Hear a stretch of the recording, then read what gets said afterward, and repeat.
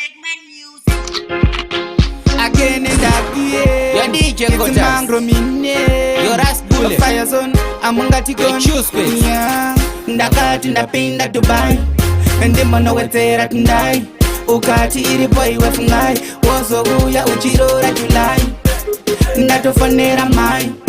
Fano nditsvagira munyai.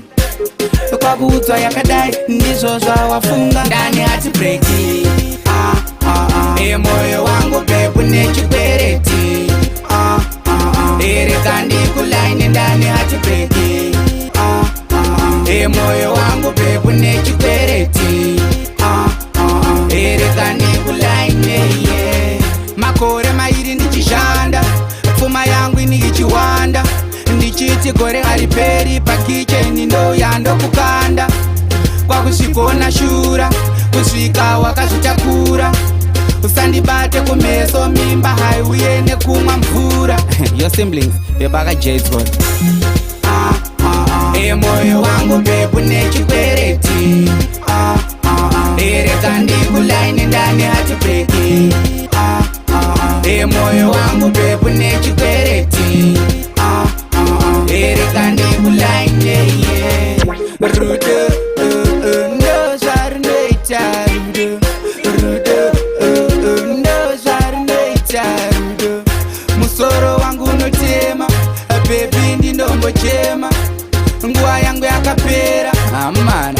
ndani hati breki moyo wangu pepu nechikwereti ereka ndikulaine ndani hati breki moyo wangu pepu nechikwereti ereka ndikulaine ndakati ndapinda Dubai ndimonowedzera tundai ukati iripo iwe fungai wozobuya uchirora July ndatofanera mai fano nditsvagira munyai kwakuudzwa yakadai ndizvo zvawafunga ndani hati breki moyo wangu pepu nechikwereti ereka ndikulaine ndani hati breki moyo wangu pepu nechikwereti ereka ndikulaine yopika mdarabeto moyo wangu pepu nechikwereti Your DJ Tomlin.